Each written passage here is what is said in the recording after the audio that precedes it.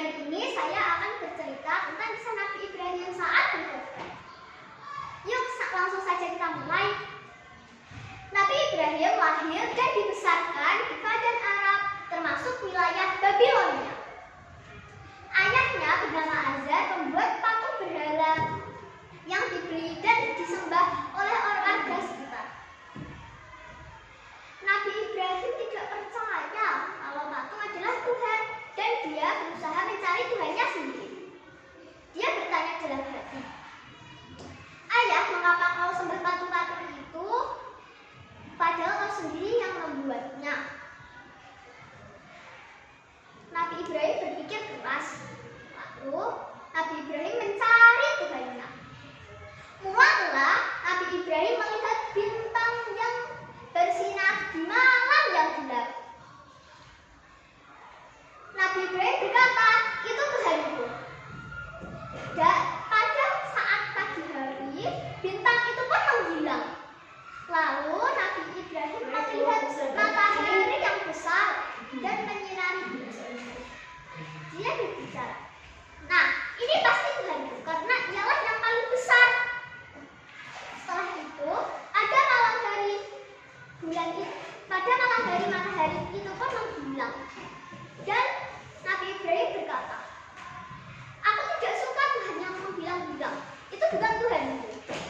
Setelah itu, ada bulan yang menerangi malam yang gelap. Nabi Ibrahim berkata, "Itu Tuhanku." Nah, pada pagi tiba, bulan itu pun menghilang. Ternyata itu juga bukan. Kalau misalnya aku tidak memiliki Tuhan, pasti aku akan sesat seperti mereka. Oh, aku tahu. Aku akan mengabdikan diriku dan menyembah Tuhan yang menciptakan alam semesta ini, bumi dan juga langit.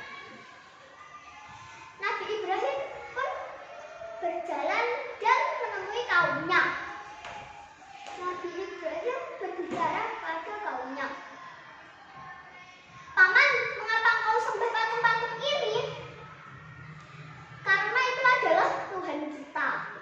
Dan nenek moyang kita, bapak-bapak kita pun menyembahnya. Berarti kalian dalam kesalahan yang besar." Kata Nabi Ibrahim, "Kamu ini berbicara sungguh-sungguh atau bercanda?" "Aku sungguh-sungguh, Paman." Lalu Nabi Ibrahim pun pulang. Dan waktu suatu hari ada perayaan keagamaan.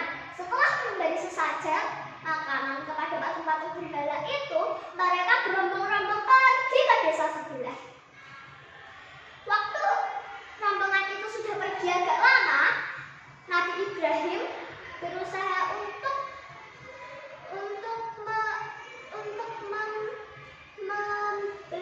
menghancurkan patung-patung itu.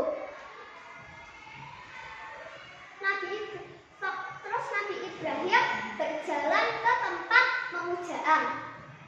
Sesampainya di sana, Nabi Ibrahim berbicara, "Hei, kenapa kamu tidak makan? Kenapa kamu tidak menjawab?" Kata Nabi Ibrahim. Lalu Nabi Ibrahim memukul dengan tangannya. Setelah itu Nabi Ibrahim mengambil kapak dan menghancurkan semua patung-patung itu, kecuali yang paling besar, dan mengalungkan kapaknya di patung yang paling besar. Setelah rombongan itu pulang, mereka terkejut melihat patung-patung Tuhan mereka hancur. "Siapa yang menghancurkan Tuhan kita? Kurang ajar." Lalu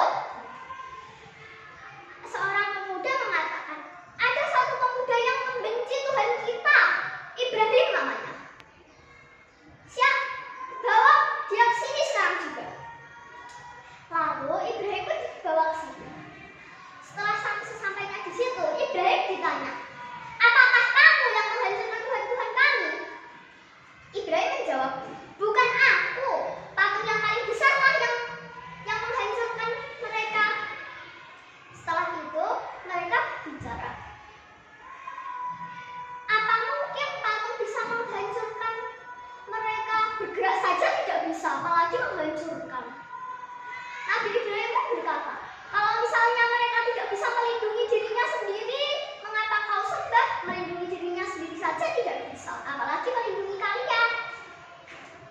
Setelah itu, karena kekafiran yang sudah mendarah, jadi mereka malah menghukum Nabi Ibrahim dibakar dengan cara dibakar hidup-hidup. Kuasa waktu itu Raja Namrud menghukum Nabi Ibrahim dengan cara dibakar hidup-hidup. Lalu pada saat mau dibakar, tangan Nabi Ibrahim diikat dan dilemparkan ke api yang membara. Setelah itu Allah mendinginkan api itu menjadi dingin. Waktu api itu dingin, setelah api itu padam, Nabi Ibrahim pun keluar tanpa terbakar, bahkan bajunya saja masih utuh. Hanya tali pengikatnya yang terbakar. Setelah itu Nabi Ibrahim pulang. Dan waktu itu mereka sudah tidak menyembah patung lagi, tapi menyembah dewa-dewa. Raja Namrud dipercaya sebagai keturunan dewa karena dia adalah raja yang bijaksana. Dan karena mendengar dakwahnya Nabi Ibrahim, Nabi Ibrahim pun dipanggil. Hei, dan dipertanyaan. Hei, siapa yang kau anggap Tuhanmu itu? Nabi Ibrahim pun menjawab, Tuhanku adalah yang mematikan dan menghidupkan. Aku juga yang mematikan dan menghidupkan. Aku menjatuhkan hukuman pada orang-orang yang berbuat tidak baik dan aku membiarkan mereka hidup. Allah menerbitkan matahari dari timur. Kalau kau juga Tuhan, terbitkanlah matahari dari barat. Raja Namrud bingung bagaimana menjawabnya. Lalu Nabi Ibrahim pun berdakwah dengan membuka akal pikiran manusia.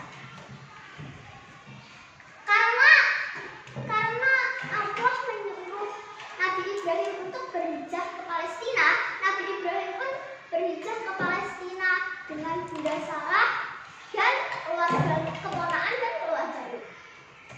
Setelah sampai di Palestina, terjadi wabah penyakit dan paceklik. Jadi mereka berpisah di situ. Dan Nabi Ibrahim dan Bunda Sarah ke Mesir. Di Mesir mereka ke kerajaan. Dan di kerajaan dipimpin oleh raja yang dolim, yang menyukai wanita-wanita cantik untuk dijadikan selir-selirnya. Waktu itu Raja Mesir berniat buruk kepada Bunda Sarah yang cantik. Lalu Nabi Ibrahim berbohong kepada Raja Mesir bahwa dia adalah saudaranya. Lalu Raja Mesir pun mengembalikan Bunda Sarah dan memberikan hadiah pelayan yang sopan untuk menjaga Bunda Sarah.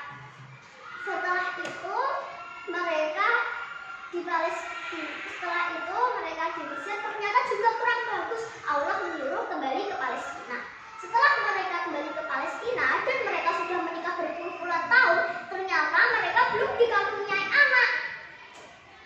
Lalu Bunda Sarah menyuruh Nabi Ibrahim untuk menikahi Siti Hajar pelayannya. Setelah menikah dengan Siti Hajar, mereka dikaruniai anak yang dinamakan Ismail. Karena kebahagiaan mereka, Bunda Sarah merasa tidak nyaman. Lalu Nabi Ibrahim pun menyadarinya. Atas firman Allah, Bunda Sarah, Bunda Siti Hajar dan Ismail disuruh memisahkan dengan Bunda Sarah. Lalu Nabi Ibrahim membawa Siti Hajar dan Ismail pergi ke suatu tempat. Setelah sampai di sana, mereka diturunkan tanpa berbicara apapun. Dan Nabi Ibrahim ditanyakan dan Bunda Sarah menyadari keanehan dan Siti Hajar menyadari keanehan itu. Lalu dia berteriak, "Ibrahim, Ibrahim, hendak kemana?" Lalu Nabi Ibrahim terus berjalan dan menunduk. "Apakah ini perintah Allah?" Lalu Nabi Ibrahim menjawab, "Iya, ini adalah perintah Allah. Kalau begitu pasti aku dan Ismail akan dijamin kehidupannya."